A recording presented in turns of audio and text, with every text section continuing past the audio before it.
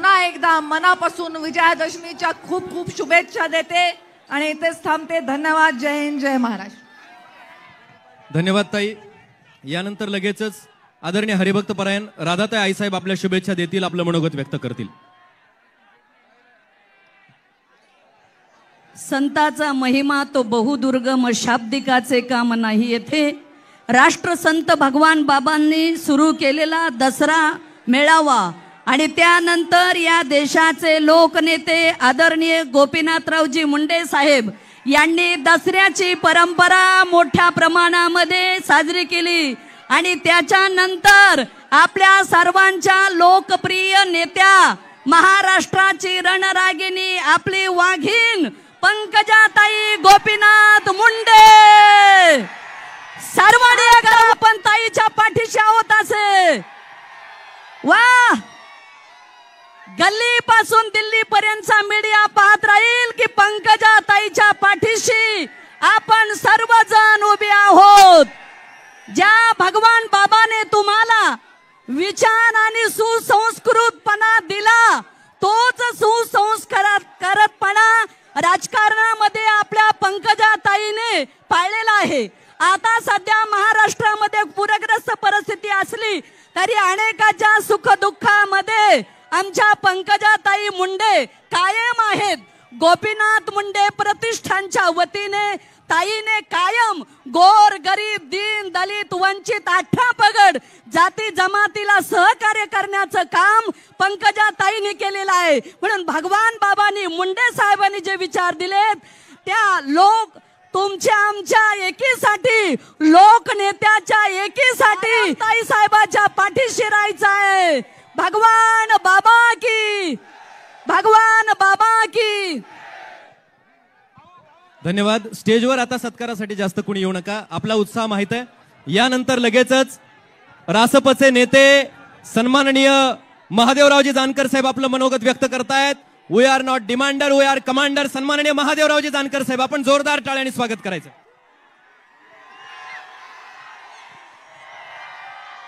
शिवाजी राजे, महात्मा ज्योतिबा फुले, विश्वरत्न डॉक्टर बाबासाहेब आंबेडकर, राजमाता महाराणी अहिल्याबाई होळकर आणि लोकनेते गोपीनाथ मुंडे यांना वंदन करून आजच्या सभेच्या अध्यक्षा आमच्या भगिनी पंकजाताई मुंडे, आदरणीय माजी मंत्री धनंजय मुंडे, आमची दुसरी बहीण प्रीतमताई मुंडे, माझे जावई आर्यमन पालवे आणि सारे आमदार खासदार बंधू आणि भगिनीनो, बांधवांनो, मुंडे साहेबांना जो हा मेळावा चालू केलता तो सर्व समतेच्या समाजासाठी केलता.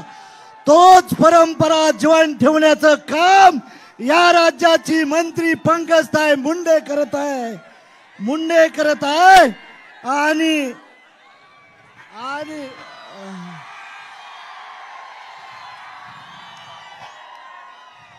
पंकजताई मुंडेने जो भारत पुढे नेण्याचा प्रयत्न केलेला आहे तो पुढे नेण्यासाठी आणि तुम्हाला शुभेच्छा देण्यासाठी आज मी इथं उभा आहे.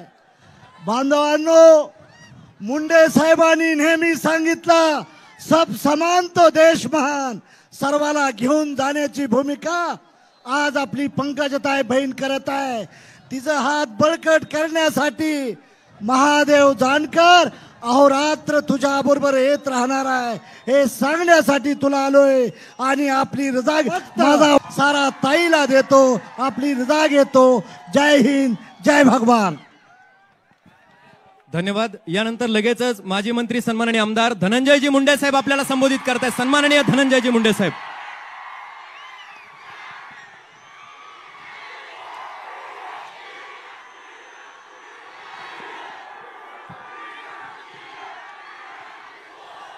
आजच्या या अभूतपूर्व पंकजाताईंनी चालू केलेल्या दसरा मेळाव्याला उपस्थित असलं तुम्ही केल्यामुळं तुम्हाला माहित नाही काय काय झालं. एक गोष्ट ऐकताय का? गोष्ट ऐकता का? एक मग शांत बसा, शांत बसा,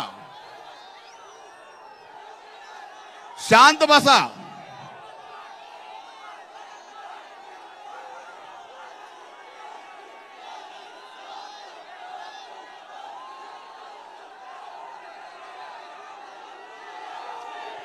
आजच्या या दसरा मेळाव्याला इथं उपस्थित आपल्या सर्वांच्या लाडक्या,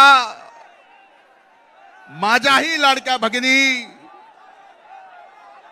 राज्य मंत्रिमंडळातील मंत्री पंकजाताई गोपीनाथरावजी मुंडे, व्यासपीठावर उपस्थित माजी खासदार माझ्या भगिनी प्रीतमताई,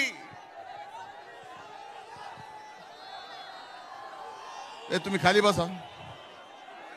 बास झाले ना नाटक, हेच करीत आलो मी पण. बस खाली. आम्ही साहेब स्टेजवर असलं की खाली ना असंच करायचं आम्ही. बसा. इथं खाली बस रे, खाली बस. जरा टेक टेक, सिटून घे, सिटून.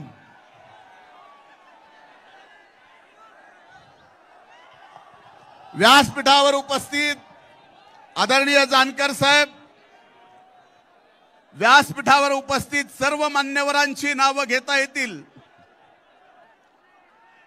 आपण बराच वेळ झाला इथं अगोदरपासून पोहोचलात. आम्हालाही इथं यायला अर्धा तास वेळ गेला. ताईंनी त्यांच्या भाषणामध्ये या गोष्टीचा उल्लेख करावा की आजपर्यंत स्वर्गीय मुंडे साहेबांचा या विजयादशमीच्या दसरा मेळाव्याचा अभूतपूर्व मेळावा जर कुठला असेल तर तो आजचा.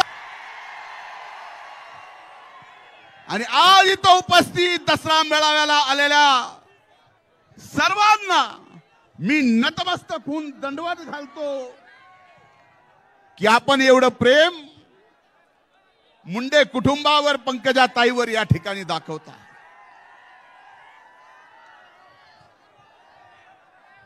खरं तर परिस्थिती हा मेळावा होण्यासारखी काही दिवसापूर्वी नव्हती. अभूतपूर्व पाऊस आला, अतिवृष्टी आली, पूर आला, गोदावरीत आला, मांजरात आला, सिंधफणात आला.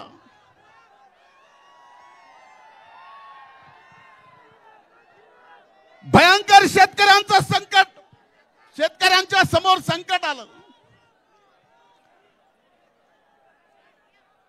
तसलं संकट आली आणि ताईंची चर्चा झाली की आपण काय करावं. पण ताईंनी निर्णय घेतला, काही जरी झालं तर या दसऱ्याची परंपरा मोडायची नाही. मी ताई आपले मनापासून अभिनंदन, आभार मानतो. आज शेतकरी अडचणीत आहे.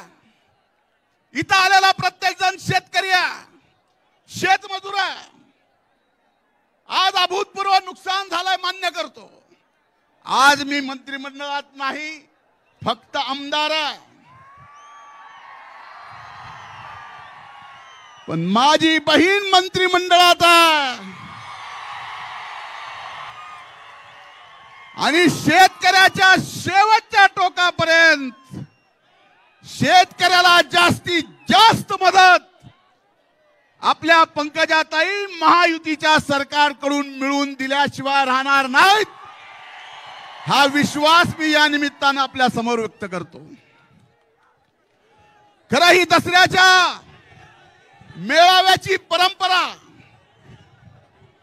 जे फक्त घोषणा द्यायला आले त्यांना मेळावा कधी सुरू झाला, पहिला दसरा मेळाव्याला कोण आलतं काय माहित नाही. तुम्ही बोलू द्यायला आलात का बंद करायला आलात? तुम्हाला कसं समजू? मला सरळही समजून सांगता येतं आणि उलटही सांगता येतं.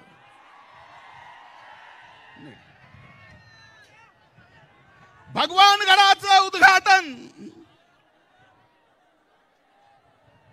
स्वर्गीय यशवंतराव चव्हाण साहेबांनी मुख्यमंत्री असताना केलं.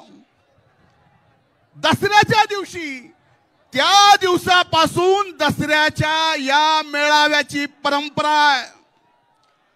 या दसऱ्याच्या मेळाव्याला देशाच्या ऐतिहासिक नकाशावर जर नेला असेल तर आजही डोळ्यात पाणी येतं. ते स्वर्गीय मुंडे साहेबांनी हा दसरा मेळावा जगाच्या नकाशावर नेला आणि आज अभिमान वाटतो मला माझ्या बहिणींचा, पंकजा ताईंचा आणि प्रीतमचा सुद्धा, की साहेब गेल्यानंतर सुद्धा असंख्य अडचणीत तुम्ही ही परंपरा चालू ठेवली आहे. मला माझ्या बहिणीचा सार्थ अभिमान आहे.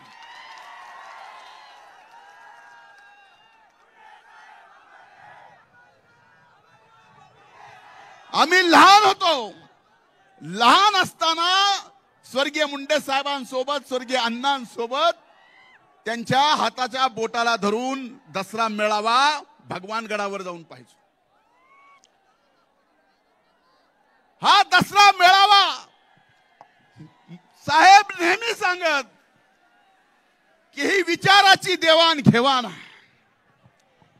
मी देवाणघेवाण बघत असताना पुढे आलो, परत मागं बघितलं, पुढे आलो, परत मागं बघितलं. मग मागच्या दसऱ्याला मी होतो. मागच्या दसऱ्याला मी होतो, त्यातले अनेक जण मागं दिसनात. म्हणलं कामून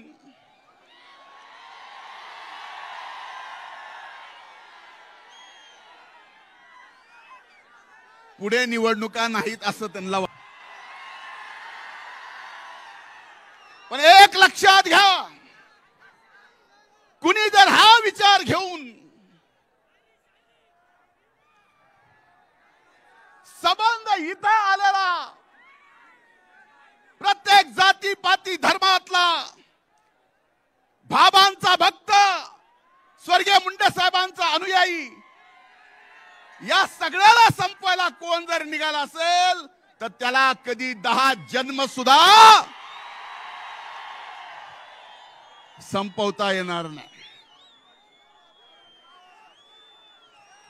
काही जण म्हणले स्वर्गीय मुंडे साहेबांचं आता सगळं संपलं.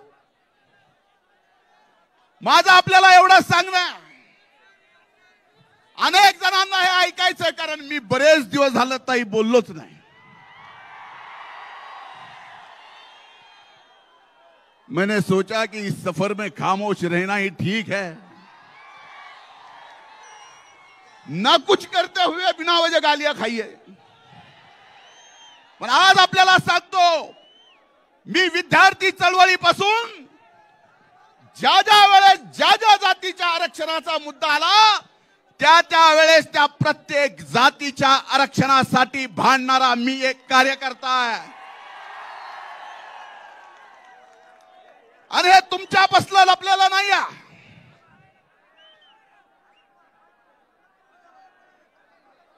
तुमच्या बसलं लपलेलं. पण एक गोष्ट लक्षात घेतली पाहिजे की इथं आपण आलो बसलो, मराठा समाजाला आरक्षण दिलंय, आम्हाला आनंद आहे, कारण त्या मराठा आरक्षणाच्या चळवळीत सुद्धा आम्ही होतो. पण काही जणांना या आरक्षणाच्या आड राहून ओबीसी मधून आरक्षण घ्यायचं आहे. EWS, economic weaker section. एक उदाहरण सांगतो, तुम्ही ऐका की नाही ऐका, माध्यमांनी ऐकावं. ओबीसीचा आत्ता आलेला एमपीएससीचा रिझल्ट, त्याचा कट ऑफ होता 485 आणि स्पेशल विकर सेक्शनचा निकाल 450. म्हणजे 450 मार्क जर मी मराठा समाज म्हणून, इतर स्वर्ण समाज म्हणून मला जे कुठलंच रिझर्वेशन मिळत नाही, मी जर इकॉनॉमिक विकर सेक्शन मध्ये भरला असतो तर 450 पास झाला असतो. प्रमाणपत्र घेऊन ओबीसी आल्यानंतर मात्र 480 घेतलं. कुणाला फसवता? काही ठराविक लोकांना फक्त याबाबत स्वतःला खुर्ची मिळावी यासाठी अरे मराठा समाजातल्या लहान मुलांना आरक्षणासाठी नोकरीसाठी सरकारनं जे करायचंय ते केलंय, सरकार आताही करत आहे. पण आज हा मेळावा जसा स्वर्गीय मुंडे साहेबांचं नाव घेतल्याशिवाय सुरूही होऊ शकत नाही आणि संपत शकत नाही, तसं आम्हाला सुद्धा आपल्याला सांगावं लागणार आहे की आरक्षण दिलंय, आणखीन ते आमचं म्हणणं नाही, पण आता याच्यातल्या ताटातलं काढून त्या ताटात शेवटी हा मेळावा विचाराची देवाणघेवाण आहे. जानकर साहेब बरोबर आहे. एक गोष्ट लक्षात घ्या, मी मागच्या 250 दिवसात माझ्या बहिणीला माहिती आहे, माझी बहीण तासन तास माझ्याजवळ येऊन बसत होती, अशी वाईट मानसिकता माझी झाली होती. मला आधार देत होती त्या काळात, ज्या काळात ही सर्व माध्यम माझ्या विरोधात मीडिया ट्रायल चालवत होते. त्यावेळेस मला आधार दिला माझ्या बहिणीनं, माझ्या पक्षाच्या महायुतीच्या नेत्यांना. पण मला एकच सांगायचंय, माझ्या विरोधात जे घोटाळा काढला, कोर्टात गेले, कोर्टातून निकाल मला क्लीन चिट दिली आणि ज्यांनी कोर्टात गेला त्याला ₹1,00,000 दंड भोगला.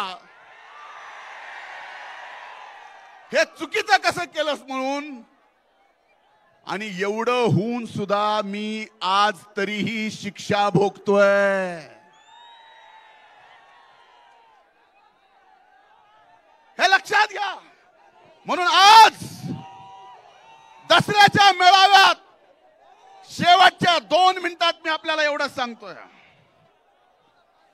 या दसऱ्याच्या मेळाव्यात मी एवढंच सांगतोय, ना आम्ही कुणाला विरोध केला, ना आम्ही कुणाच्या विरोधात आहोत.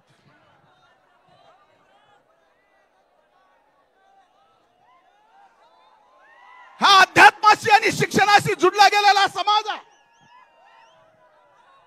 म्हणून माझी आपल्याला सगळ्यांना विनंती आहे की आपल्या सगळ्याला सुरुवात करावी लागेल आणि आपल्याला सुरुवात करावी लागेल की आज जे बीड जिल्ह्यामध्ये जाती पातीचं एकमेकाला न बघणं, एका जातीचा दुसऱ्या जातीचा जिगरी दोस्त त्यांची दोस्ती तुटली, हे वातावरण आपल्याला सगळ्याला मिळून बदलायचंय आणि सर्व जाती धर्मातला हा द्वेष पूर्णपणानं काढायचा आहे. हाच या दसरा मेळाव्याच्या निमित्तानं ताईंची परवानगी घेऊन मी संदेश देतो. इथंच थांबतो.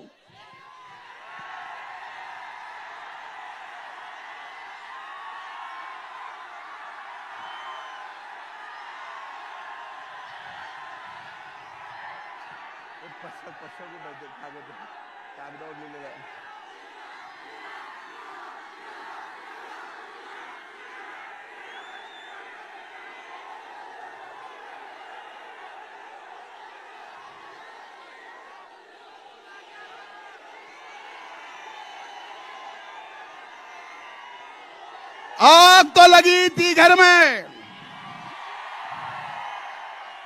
आग तो लगी थी घर में, दोस्त ने आके पूछा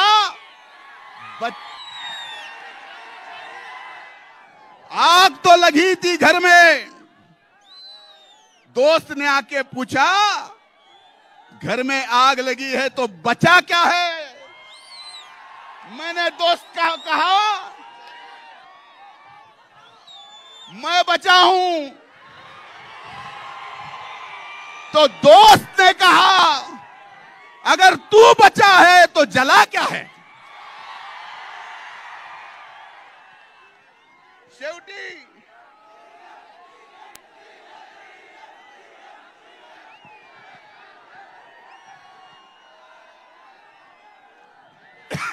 हर मुश्किल आमचं एकच आहे, तुम्हाला सांगतो, हर मुश्किल को हसते हसते, तुमच्या समोर डोकं फोडून मी अरबिक भाषेत जरी शेर सांगितला ना तरी असेच ओरडणार आहे तुम्ही. हर मुश्किल को हंसते हंसते झेलते हैं हम, आम्ही सगळेच. हर मुश्किल को हंसते हंसते झेलते हैं हम आंधियों में भी चिराग जलाते चलते हैं. खूप खूप धन्यवाद. संत भगवान बाबांचा, राष्ट्र संत भगवान बाबांचा अमर रहे, अमर रहे, अमर रहे, अमर रहे. राष्ट्र संत भगवान बाबाचा. एकच आनंदाची गोष्ट या ठिकाणी सांगतोय. अनेक दशक मुंडे साहेब असल्यापासून भगवानगडाला 10 एकर जागा वन विभागाची लागणार होती. ताईंच्या प्रयत्नातून, माझ्या पाठपुराव्यातून, केंद्रातून आदरणीय मोदी साहेबांनी, अमित भाई शहा साहेबांनी, भूपेंद्र साहेबांनी, या राज्याचे मुख्यमंत्री देवेंद्र फडणवीसांनी, उपमुख्यमंत्री अजितदादांनी, एकनाथ शिंदे साहेबांनी, सर्वांनी प्रयत्न केले आणि दसऱ्या दिवशी ती जागा भगवानगडाला 10 एकर मिळालेली आहे. आपल्या सर्वांच्या वतीनं मी ताईंचे, म्हणजे सरकारमध्येच म्हणून, आणि केंद्र सरकारचे सर्वांचे मनापासून आभार मानतो. खूप खूप धन्यवाद. जय हिंद, जय महाराष्ट्र, जय भगवान. धन्यवाद. यानंतर ज्या भाषणाची आपण आतुरतेने वाट पाहतोय त्या सन्माननीय लोकनेत्या पंकजा ताईसाहेब आपल्याला संबोधित करतात. आदरणीय ताईसाहेबांना विनंती आहे आपण उपस्थितांना संबोधित करायचं.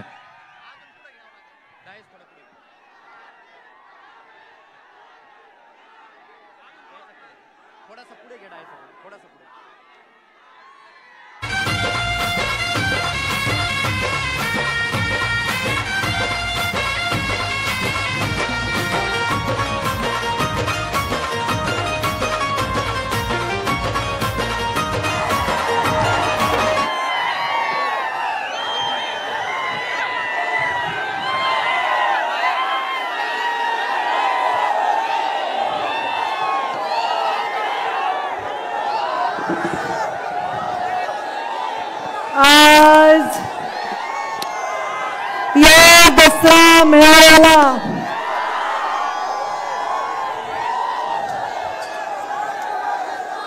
तुम्ही ठरवून आलात की मला भाषण करू द्यायचं नाही काय? मला असं वाटतं बाकीचे जे वर कानाकोपऱ्यात जे लोक आहेत, जे झाडावर चढलेत, त्या टावरवर चढलेत, त्या झाडावर टावरवर हे सगळे लोक स्वतः आलेले आहेत. मी तुम्हाला आणलं का? तुम्ही जर स्वतः आला असताल, तुम्ही जर स्वतः आला असताल आणि भगवान बाबाची आणि या डोंगराची औलाद असताल तर तोंड बंद करा, तोंड बंद करा तुम्ही. आज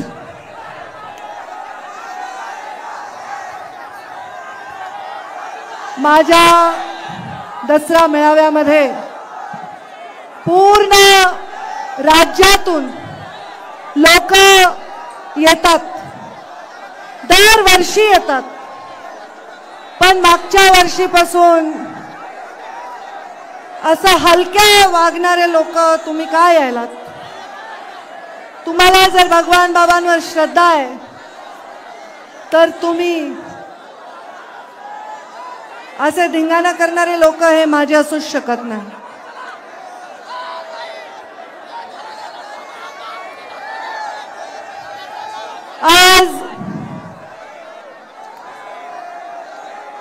माझ्यासाठी, माझ्या भगवान बाबांसाठी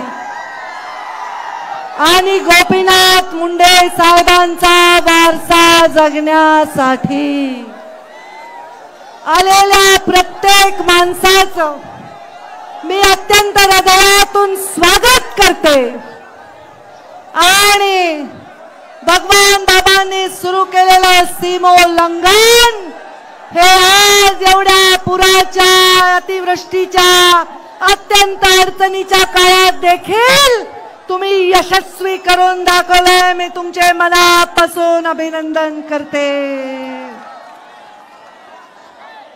कारण सीमालंघन ही एक परंपरा आहे. परंपरा, सीमालंघन हा मेळावा नाही. आपला दसरा हा केवळ एक मेळावा नाही. डोंगर कपाऱ्यामध्ये कष्ट करणाऱ्या, ऊस तोडणाऱ्या, अत्यंत संघर्षाने उभे राहिलेल्या या साध्या साध्या फाटक्या माणसांचा हा कार्यक्रम आहे. मी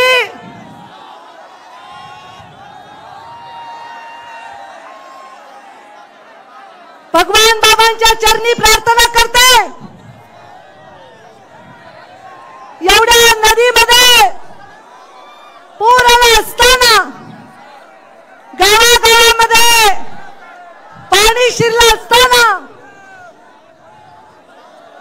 लोकांचे घर आणि संसार वाहून गेले असताना देखील तुम्ही एवढ्या उन्हात, एवढ्या अडचणीत, एवढ्या लांब आलात.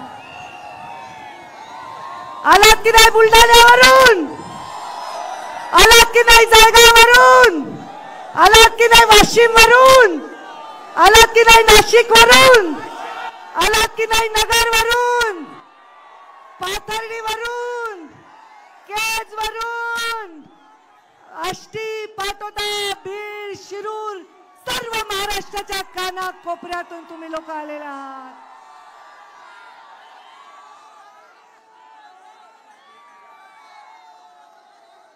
भगवान बाबांना, मुंडे साहेबांनी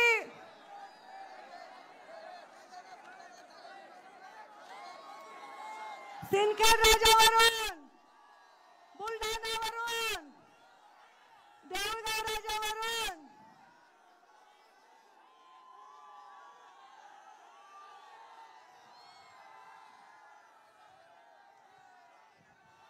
मला आजच्या या परिस्थितीमध्ये एकच बोलायचंय. एकच,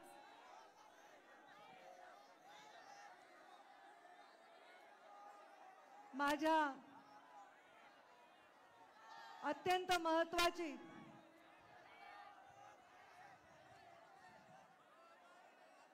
ही परंपरा, सोन्यासारखे माणसं इथे आलेत, सोनं लुटण्यासाठी आलेत. एक एक माणूस इथलं, एक एक सोन्याचं नाणं खणकणारं नाणं, ते सज्जनासारखे, गरीबासारखे बसलेत, ते माझे शब्द ऐकण्यासाठी बसलेत. ते आहेत गोपीनाथ मुंडेचे आणि पंकजा मुंडेचे बहादर सैनिक. आणि हे धिंगाणा घालायला आलेले मला काही वाटत नाही. माझ्या घोषणा देऊन तुमच्या विषयीचं माझं मत बदलणार नाही. विरासत में संघर्ष मिला है, विरासत में संघर्ष मिला है तो जिद भी मिली है लड़ने के. चाहे जो भी हो, चाहे जो भी हो, डटकर आगे बढ़ने की. बदलू खुद को मैं क्यों, मैं विचारों की अटल चोटी हूं, मैं गोपीनाथ मुंडे की बेटी हूं. आज या लोकांचे संसार वाहून गेले. या गावामध्ये मी गेले, फाटके लोक बघून, त्यांचं दुःख बघून माझ्या डोळ्यामध्ये अक्षरशः अश्रू आहे. घरामध्ये सुखाचा घास सुद्धा माझ्या पोटामध्ये गेला नाही. पण एक मी या भागामध्ये बघितलं, या परिस्थितीमध्ये बघितलं की जाती पातीच्या आमच्यासारख्या पुढाऱ्यांनी केलेल्या सगळ्या चाकऱ्या, सगळे जोखड गळून पडले आणि माणूस माणसाच्या मदतीला धावून आला. दाखवा बरं तुमच्या बाजूच्या माणसाचा हात, पकडा बरं, पकडा बरं, हात वर करा बरं. शेजारच्या माणसाचा हात पकडा बरं, पकडा बरं, सगळे हात वर करा. आपल्या शेजारच्या माणसाचा हात पकडा, पकडा. असा समाज आणि अशी साखळी घडवण्याची आवश्यकता आहे. असा नेता आपल्या सगळ्यांना आवश्यक आहे.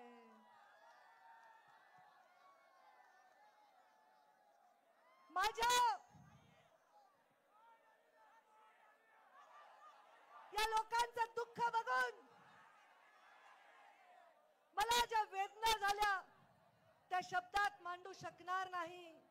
पण देवेंद्र फडणवीस राज्याचे मुख्यमंत्री यांच्या वतीने आणि केंद्रात बसलेले आमचे प्रधानमंत्री नरेंद्र मोदी यांच्या वतीने मी शब्द देते की या शेतकऱ्याला पूर्णपणे मदत करण्यासाठी सरकार त्यांच्या पाठीशी खंबीरपणे उभे आहे. कारण लोकांचं दुःख हेच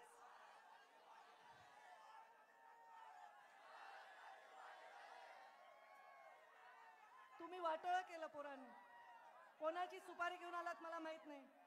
तुम्हाला शरम नाही, तुम्हाला शरम नाही, तुम्हाला शरम नाही. जी शरम गोपीनाथ मुंडेंच्या नजरेत होती ना, कुणाचं वाईट झालं, ती शरम माझ्या नजरेत होती ना, ती तुमच्या दिसत नाहीये. मला माझ्या घोषणा देण्याने तुम्ही पवित्र होणार नाहीत.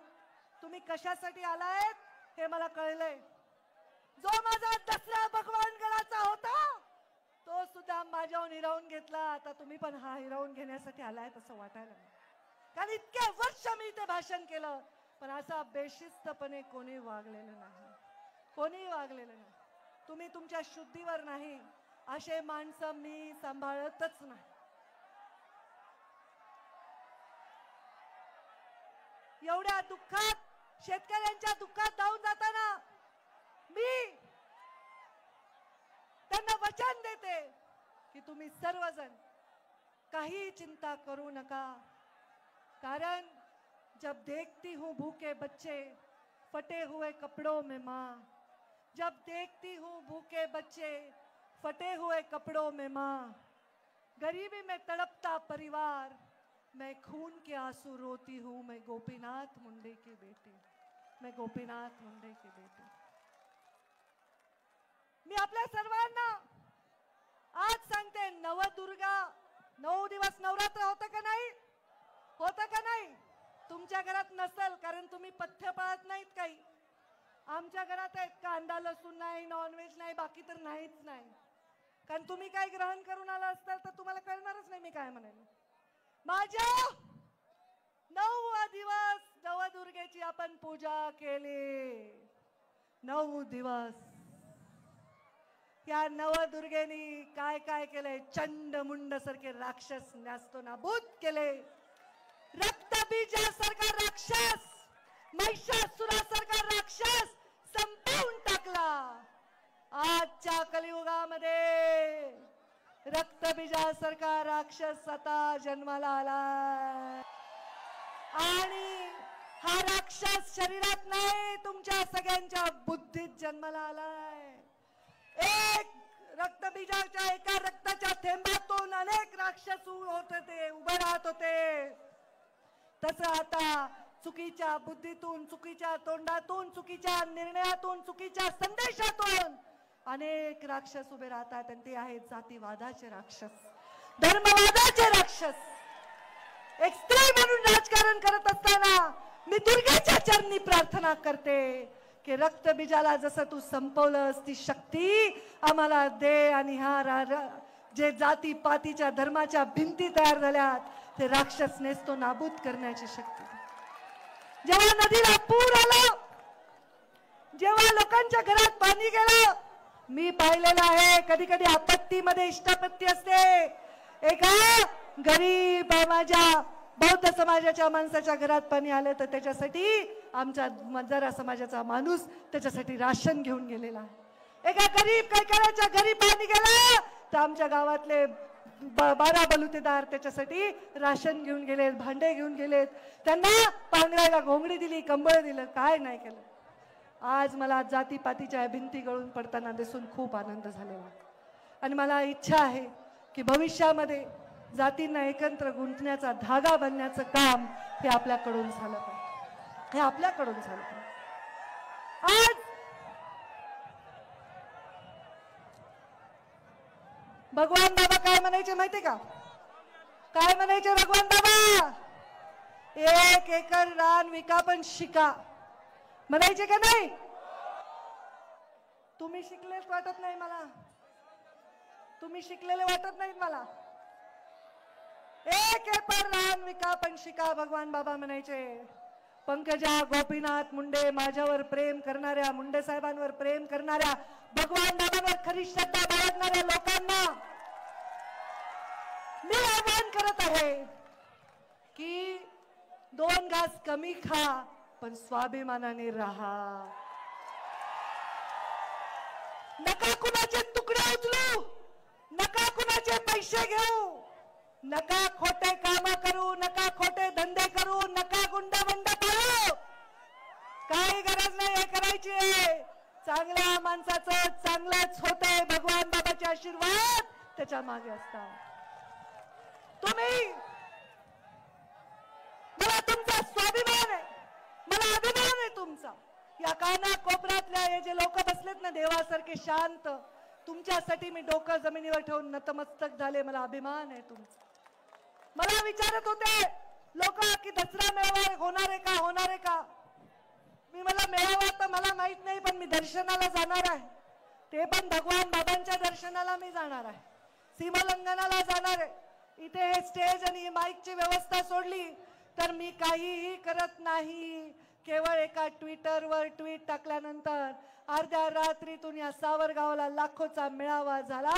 ते खरे भगवान बाबांचे भक्त, ते खरे भगवान बाबांचा आदर्श, ते खरे भगवान बाबांच्या चरित्राचा आदर करतायत. अरे भगवान बाबांनी किती यातना भोगल्या, किती यातना भोगल्या. ए भगवान बाबांनी काही माहिती का तुम्हाला अक्कल? अरे स्वतःला खरं सिद्ध करण्यासाठी, स्वतःचं चारित्र्य सिद्ध करण्यासाठी स्वतःला असंख्य वेदना करून स्वतःचं अंग कापून टाकलं. त्या भगवान बाबाच्या समोर नतमस्तक झाल्याशिवाय राहायला नाही पाहिजे. त्यांनी, माझ्या बाबांनी भगवानगडावर दसरा मेळाव्याला जायचे. माझे बाबा भगवानगडावर दसरा मेळाव्याला जात असताना एकदा मला भगवान गडाच्या पायथ्याशी मेळावा घ्यावा लागला आणि मग रात्रीतून मी इथे आले. 11 वर्ष अत्यंत अभिमान वाटेल अशी ही यात्रा होती. एखादा रेकॉर्ड मी मोडला तर पुढचा रेकॉर्ड तयार करण्यासाठी मी काम करत असते. आज मी आपल्या सगळ्यांना सांगते, भगवान बाबांचं जे करायचं होतं ते मी केलं. हे सावरगाव ओळखीतच नव्हतं, लोकांना माहित नव्हतं. हे माझं सावरगाव, माझ्या भगवान बाबांचं जन्मगाव. इथे भगवान बाबांची इतकी सुंदर मोठी मूर्ती मी उभा केली. माझ्या एकटीने हे केलेलं नाही, माझ्या कार्यकर्त्यांनी हे केलेलं आहे. माझ्यावर, मुंडे साहेबांवर, भगवान बाबांवर श्रद्धा असणाऱ्यांनी हे केलंय. कुणाचा रुपया घेतला नाही, कुणाची टक्केवारी घेतली नाही, कुणाचा चहाची मिंदी नाही, पण हे भगवान बाबांचं तिथे गोपीनाथ मुंडेंचं एवढं भव्य स्मारक उभं केलं. सरकारी मदतीतून हे झालेलं स्मारक नाही आहे, या ऊस तोडणाऱ्यांच्या घामातून तयार झालेलं हे स्मारक. या स्मारकावर मी आपल्या सर्वांच्या उपस्थितीमध्ये एवढीच शपथ घेईन की मुंडे साहेबांनी जो मला वसा दिलाय, तो वारसा दिलाय, तो वसा आणि वारसा मी कधीही कधीही कधीही खाली मान घालायला तुम्हाला लावणार नाही. सत्तेत बसले असेल किंवा विपक्षात असेल, सत्तेच्या खुर्चीवर नाही, सामान्य माणसाच्या अगदी जमिनीवर बसलेली असेल, सामान्य माणसाचं हित हे माझ्या मनापासून कधीही दूर जाणार नाही. पंकजा मुंडे, गोपीनाथ मुंडेंचा वारसा चालवत असताना प्रत्येक जाती पातीच्या 18 पगड जातीच्या माणसासाठी लढणार आहे. काल आमचा बोराडे धनगर आरक्षणासाठी तिथे बसला, 2 दिवस तुमची बहीण तिथे त्याच्यासाठी बसून राहिली, त्याच्या तब्येतीची काळजी. गोपीनाथ मुंडे साहेबांनी मराठा आरक्षणाला समर्थन दिलं होतं, तेच आपणही मराठा आरक्षणाला समर्थन दिलंय. मराठा आरक्षणाला विरोध मुंडे साहेबांनी केला नाही, पण आमच्या लेकराच्या ताटातलं घेऊ नका एवढीच आम्ही विनंती केली. माझ्या मंचावर उपस्थित असणारे निवडून आलेल्या माणसाच्या प्रचारासाठी गेले, त्याची कधी जात पाहिली नाही. जात पाहिली ती फक्त आणि फक्त माणसाची जात पाहिली, माणसाची जात पाहिली. कारण मी शिकलेच नाहीये जात पाहणं, मी शिकलेच नाहीये भेदभाव करणं, कारण भगवान बाबांनी ते शिकवलं नाही, माझ्या बाबांनी ते शिकवलं नाही. जात पात कहा मानी है मैंने, धर्म कहा है माना, इंसानियत ही मेरी जात है, मानवता ही मेरा धर्म, यही दिखाना.